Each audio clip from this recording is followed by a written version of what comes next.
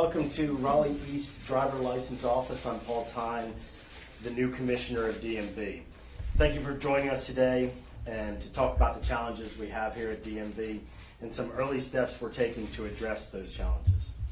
A key part of my approach is listening and responding to feedback from customers and employees. Before I get deeper into how our team is going to address these challenges, I want to bring up a customer with a sort of story that we are working to address. I'd like to introduce Jocelyn Wright, a mom from Durham who is going to talk about her experience joining her child to get a license. My name is Jocelyn Wright, and I'm a mother of a teen driver. My daughter became eligible for her teen driver level 2 license in February of last year. In preparation, I went to the DMV website and tried to get an appointment so she could take her driving test. I stalked the website every single day. I was able to finally get her an appointment probably 4 months after her 16th birthday. However, I had to drive an hour and a half in order to get an appointment. We drove there, she passed her driving test, she got her license. We prepared for her Teen Driver 3 license, which meant that she had to wait 6 months, do an additional 6 hours of driving, complete the form.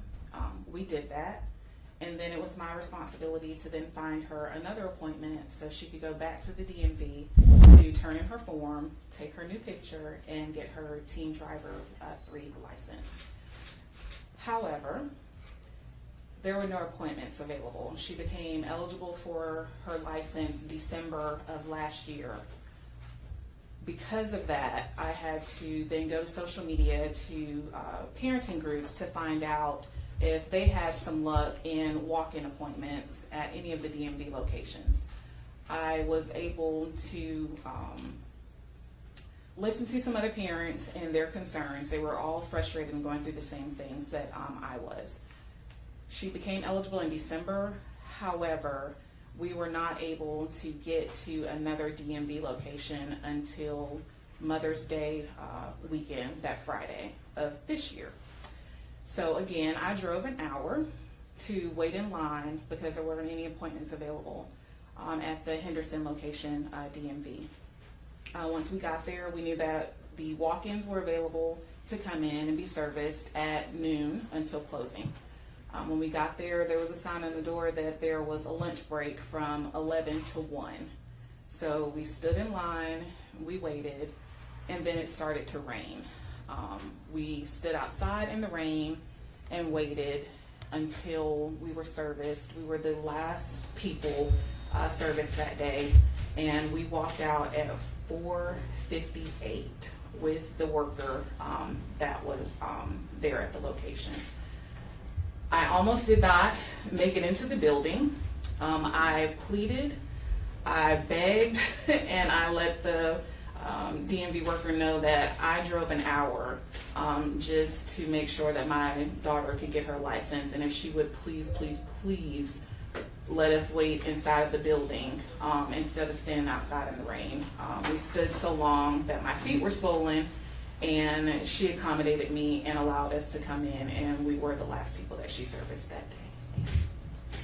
That was my experience with the DMV, and I am positive that this situation will improve, and by telling my story and those of others, it will help us to get to a resolution of better service with the DMV. Now if we'll have Secretary Hopkins. Thank you, Jocelyn. And that story is something that's the reason we're here.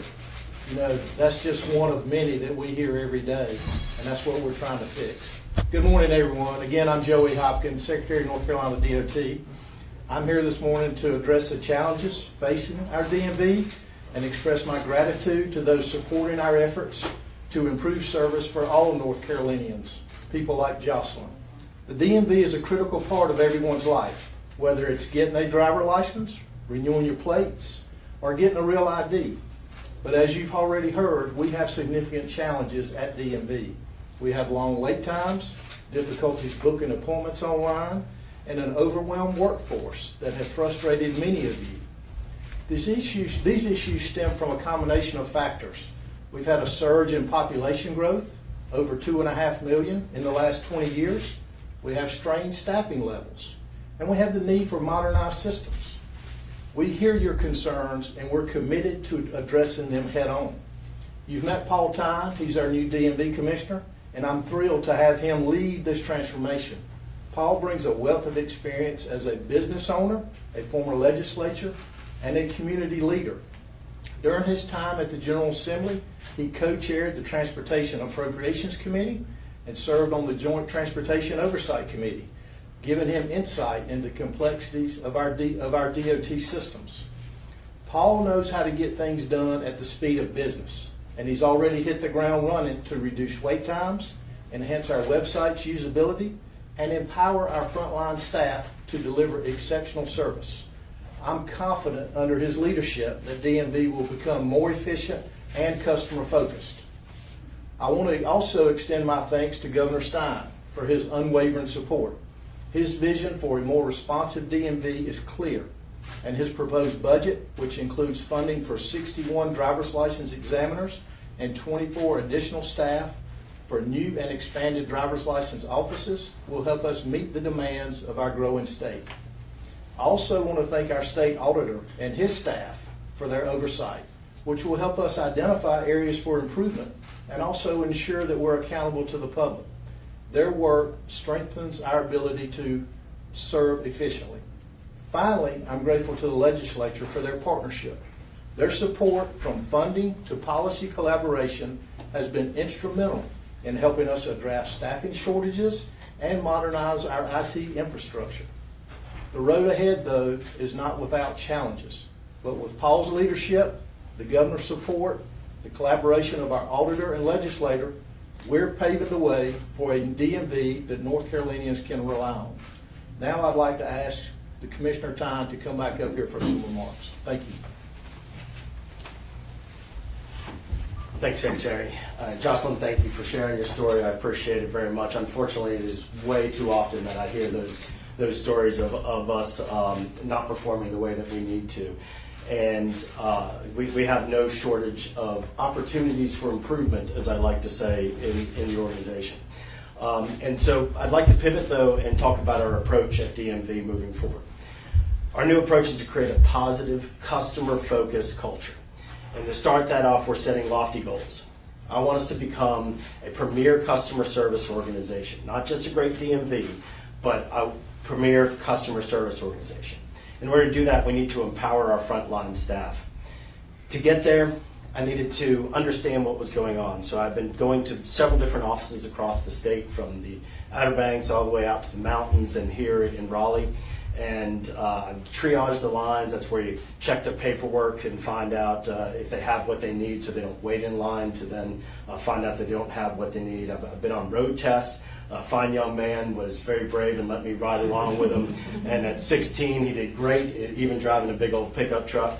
So I was very proud of him there. I've listened to customers in the front line, and it's informed the changes that I'm announcing today. I'm supported in this effort by what I call Team DMV, and it starts with our staff. We've got a great staff who want to do a great job, but they haven't been empowered to get there, whether it's the systems or the processes or the facilities themselves. And so it's my job and our support staff's job to make sure that they have those resources moving forward. It also starts with the governor, who has made it very clear that this is a priority for the state to fix this problem, and I appreciate that support. The Secretary has given me every bit of resource inside of DOT that I could possibly ask for, from HR to budgeting, and they have been extremely helpful and empowering to help me do my job. The legislature, as we said, they've put in on the House side some budget items that would definitely be helpful, and the Senate has signaled to us that they'd like to support us as well. And then the auditor, as you mentioned before, having bad data in the beginning of showing up to a job makes it very difficult to make good decisions, and the auditor's work has really helped us to understand where we are as far as wait times and different items inside that we can improve on. So let me talk about some of the early actions that we've taken. First, the customer focus. It starts with owning the experience from when our customers show up. It's not when they get to the front of the line. It's not when they get in front of one of our folks, one of our examiners. It's owning that customer experience from when they get out of the car and they get in line. And so that's why triage, making sure we check people's paperwork, has been a major push, a major initiative for us. We've asked for volunteers from inside of the organization to come back out in the field and help us with that. We've also gotten some interns that we're utilizing during the summer, which is our biggest time period, our biggest crunch. We have 3 pilots that we're focusing on right now. This office is one of them, and it's all about throughput. How can we get people in and out of our offices as quickly as possible? We've learned some great lessons already, and we've seen some indicating some ways to reduce our wait time, and we're going to be implementing those in the next couple of weeks. I've got 3 levers in which I can keep people moving through the office. One is our examiners and what we do in the office. One is our phone system when people call and make questions and have questions, and the other is our website. The more we can do in our website, the better. And so we've done some real enhancements already there. There's a new Real ID tool with that. If you're wondering if you need Real ID, go to our website. It's right there on the front of the page. It'll take you through a step-by-step process and then answer that question if you really need one. If you don't need one right now, please wait until we can clear out this backlog, and that'll help you determine. If you do need one, there's another set of questions, and it'll take you through it, and it'll tell you the right documents so you show up ready to go. We've also changed the website because people don't go to our website for information. They go to our website to perform jobs. They want to take care of a task. So what we've done there is we've reorganized it so it's very clear if you're trying to renew a license or get your Real ID, what path you go on, and that came out last week. And then we're communicating at the customer's level. If we're going to make changes and improvements, we need to communicate those so you know how to interact with DMV the best way that you can. So we now have social media. We didn't have that in the past. You can join us on Facebook and see what we've got going on.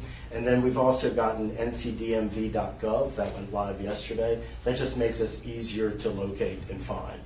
And then accessibility, we have 20 offices that will have Saturday hours starting tomorrow. That's 4 more than we've had in the past. And then we've also, to create more accessibility, we've been temporarily moving some central staff out and that were already trained as examiners but have moved up. We've gotten some volunteers that we can put back in the field to help with the lines this summer. Early actions in regards to our front line, we've reorganized to empower our entire organization. We have a COO position that is open right now. They are there to make sure our operations run cleanly day to day. And then we have a deputy commissioner of modernization. Their job is the big change, the new systems, the new processes that we need as we move forward. And the governor has been very gracious in allowing us a gentleman who is serving that capacity on an interim basis. We have new core principles to promote problem solving: service, efficiency, agility, and accountability. Service because we serve the people of North Carolina and the businesses of North Carolina first and foremost. Efficiency because we need to do everything quickly and correctly the first time. Agility, we need to be able to problem solve and meet the customer where they are. And then accountability is not to point fingers at our people, it's to empower them and say, you're accountable for your job, so go make it work the way that it needs to work. A great place to work equals a great place to visit. So that's another focus spot, and we need to keep great people like Tanika here there. So we have changed, we've created a career path for our examiners. We've also increased their pay so that we can recruit and keep the folks that we've got there. We've ordered new equipment. We've also ordered new uniforms. It's the first time in 5 years. We need people to have pride in their work and feel good about what they do in order to give a great experience to our consumers. But we definitely have a long way to go. These are just the first projects that we're announcing. They're not going to help the people that are standing in line today. They're not going to help the people that are looking for appointments today. But know that we are working to fix those problems as we move forward. We have great people in DMV. My job is to empower them. But I'm asking for your patience during the summer while we make our changes. This is our highest time. Know that we're working. Know that these folks have not been empowered the way that they need to, and that's my job to do that. So I have not gotten them there yet, so I apologize for that, and to all the folks that are standing in line and frustrated with the way that they receive our services.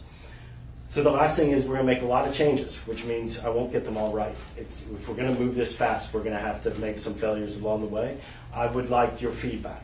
And so there's different ways to do it. You can go to our website, click help, and then you can enter comments there, and we're looking at those. You can tag NCDMV on social media, and we'll pick it up there. Or you can call 919-715-7000 and let us know how things are working or not working for you.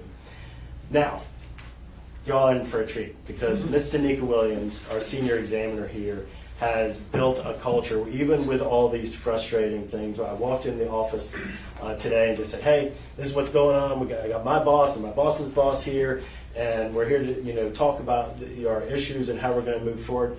And a woman stopped me. She goes, I just got to tell you, the people here, even with the line and everything else, are great. And that's largely the responsibility of Ms. Tanika Williams.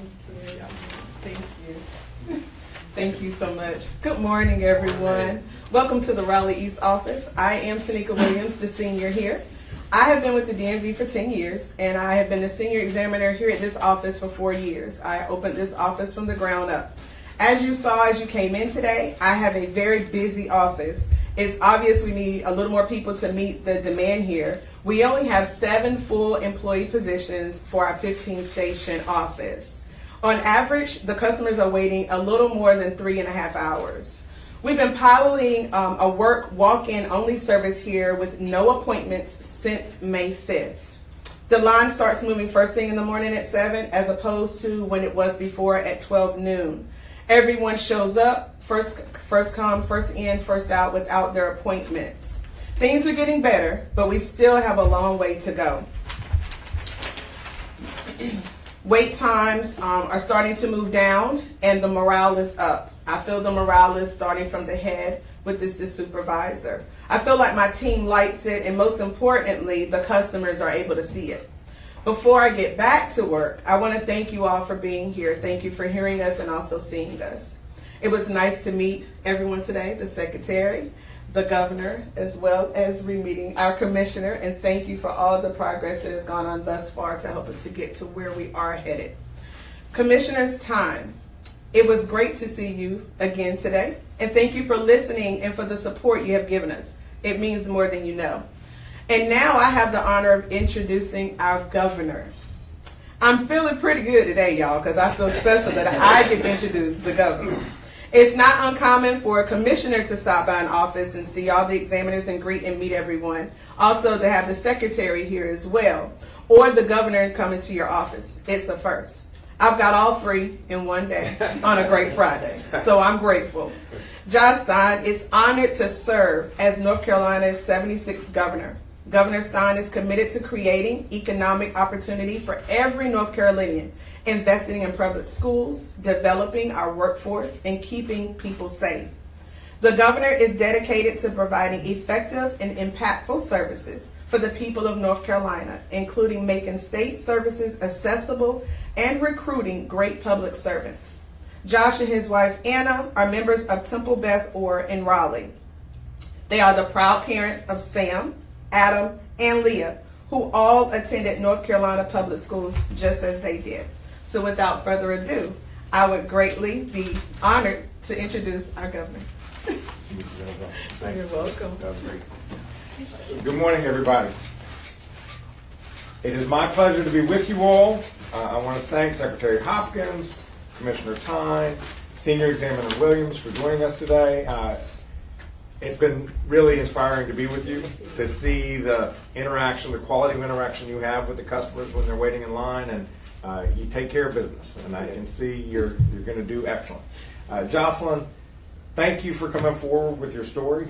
We wish it were a unique story, but really you are here speaking on behalf of thousands and thousands of North Carolinians and the immense frustrations that people legitimately have in dealing with the DMV. We pretty much all need the DMV in North Carolina, and what we want is for this organization to work for the people of North Carolina. We have heard today, and you all may know from your own experiences, that there's serious problems at the DMV. People shouldn't have to line up for hours at the DMV or take days off work or use their vacation time in order to get their driver's license or whatever other business they need. Our DMV employees need better working conditions and more support so they can more effectively provide high-quality service to all North Carolinians.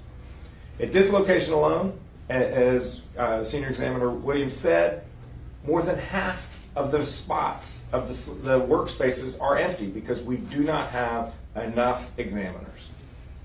Cuts in half the number of people who could be served from this place because we just simply do not have enough employees.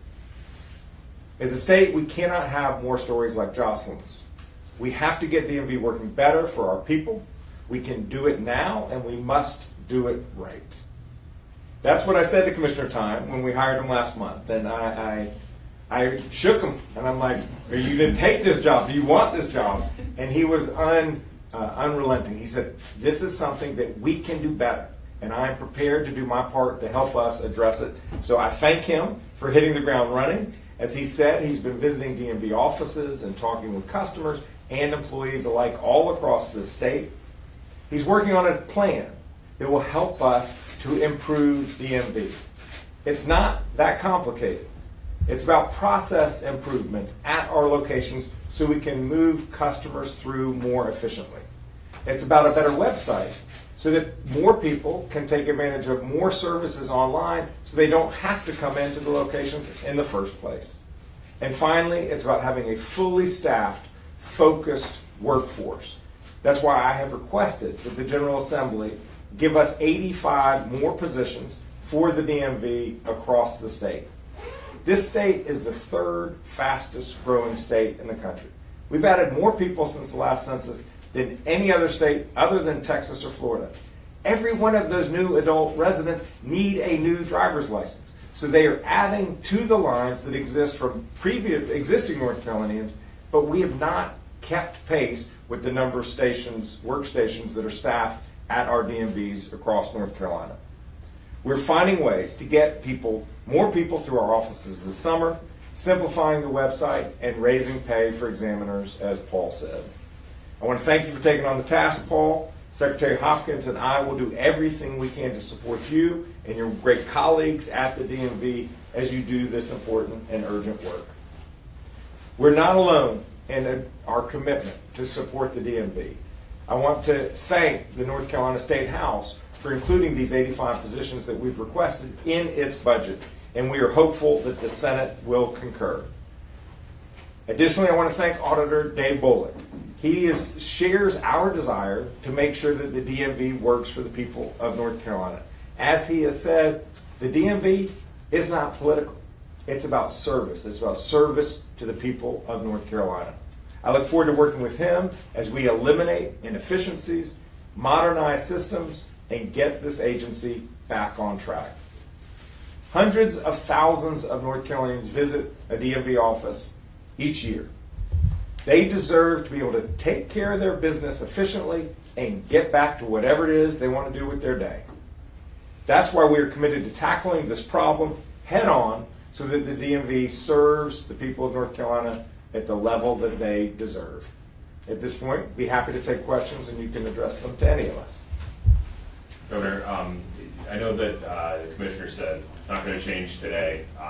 What is the timeline for when you expect to see change, and what are the benchmarks that you want to see? Yeah, well, we have a lot of hard work ahead of us. Things like bringing on new examiners. We have to get the legislature to agree with that. And then once they give us the authorization to hire these 85 people, we have to then hire the people. Then we have to train the people. So it could be months before those new positions are filled and they're actually helping us to reduce throughput. He's already done work on the website, so that's going to help us so that fewer people have frustrating experiences when they actually come to a location because they know whether they need to be there or not, and they know what papers they need to bring when they do so. Every time somebody comes with the right documentation, speeds it up for everyone. Because if you come, you wait 2 hours, you get to an examiner only to find out that you don't have the right paper, you then have to repeat it another day. That adds another body to a line on another day when we could have ended that experience at that first visit. So we want to make sure that people have the right information. Paul, do you have other comments? Yeah, so we need a whole system overhaul. So long picture, we need a strategic plan and all those things, but we're not waiting for any of that to happen. We're waiting on systems to respond to us right now so we can make what we know based on our pilots is a major change that will immediately help throughput in the organization. We have things, we're going to make changes every week as we move through and make progress. And what we monitor is wait times. Right now, I can't build a great customer service organization, but I can increase throughput. Then on the back end, once we've cleared out all the folks that have been waiting and trying to get appointments and everything else over the time, then we can improve our customer service as well when we have normal amount of people trying to meet our services. And Commissioner, you are obviously brand new. Welcome, first of all. And you inherited all of these problems. Can you talk a little bit about how we got here, and then in your first few weeks, like actual tangible things that we can tell the viewers that, like, if you are going to the DMV next week, this is a change you're going to see. So how I got here, is that what was that the first part of it? Like how we got here. How we got here. We've always talked about how many people that we have that are out there. I think that really my focus has been how we move forward, assessing where we are today and how we move forward. It really is not pertinent to me unless there are lessons learned how we got here.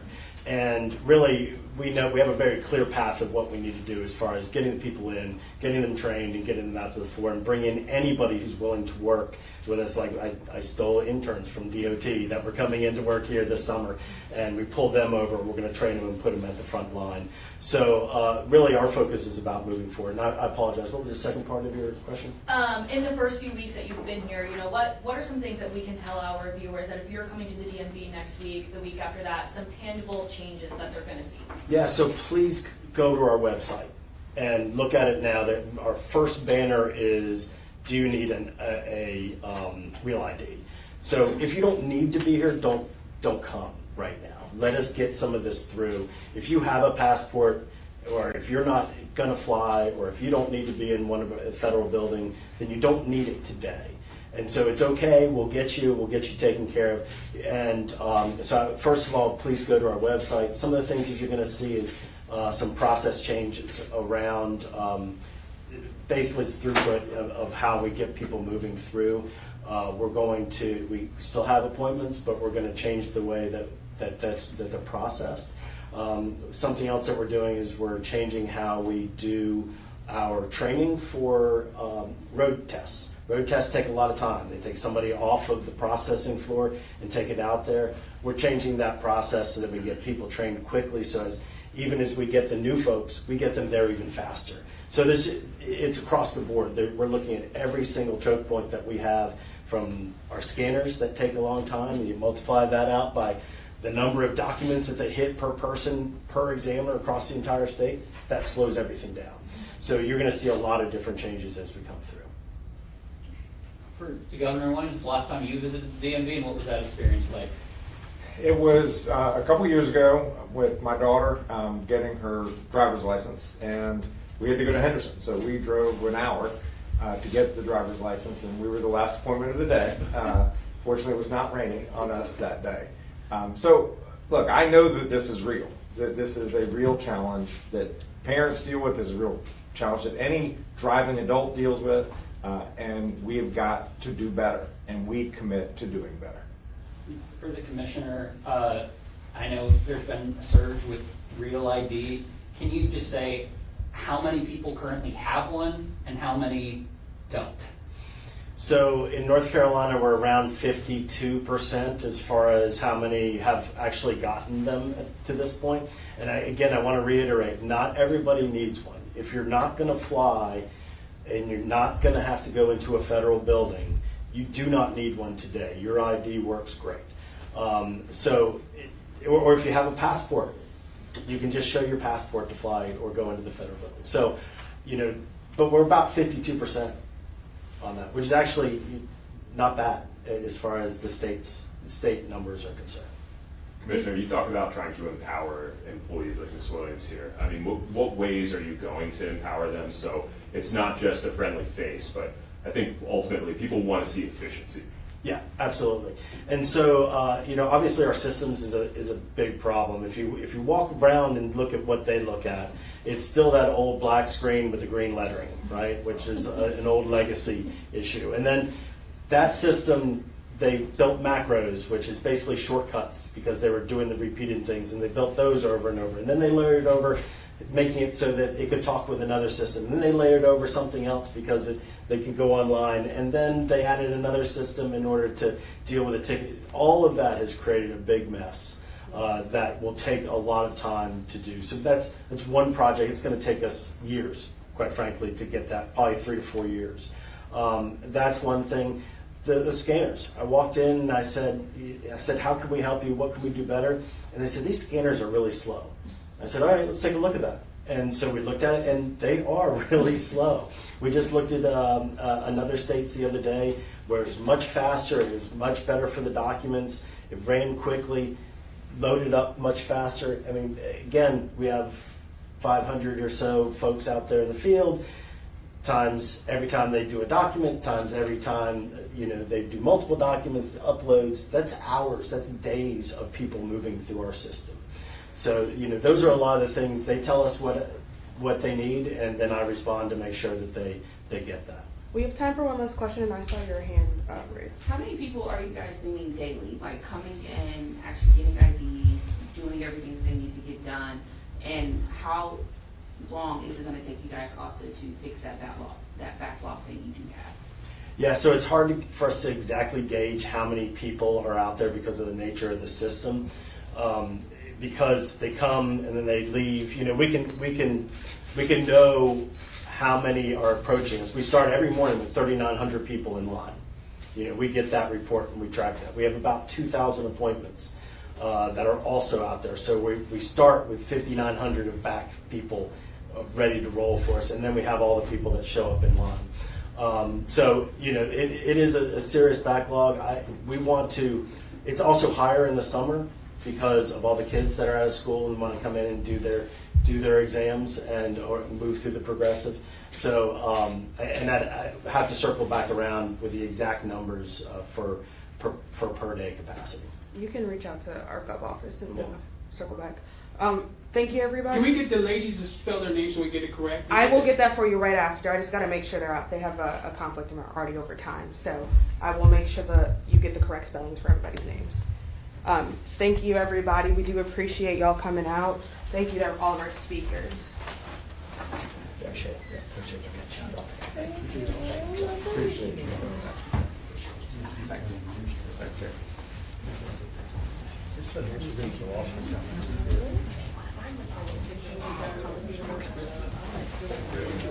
You were looking for name spellings?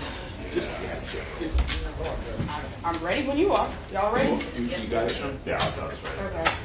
Give me 1 second. So our first speaker is Jocelyn Wright.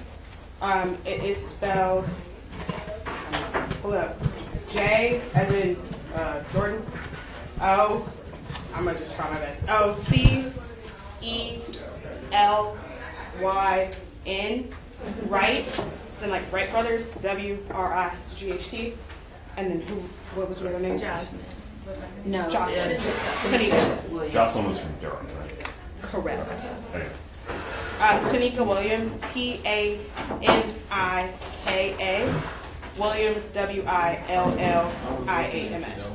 Your examiner? Yes. Jocelyn Wright? No. T-A-N-I. Because I got stuck on. No, I know, but you did it. You did I'm it. sorry, she was senior Examiner. examiner. Thank you. Yeah, thank you very much. Nice to meet you.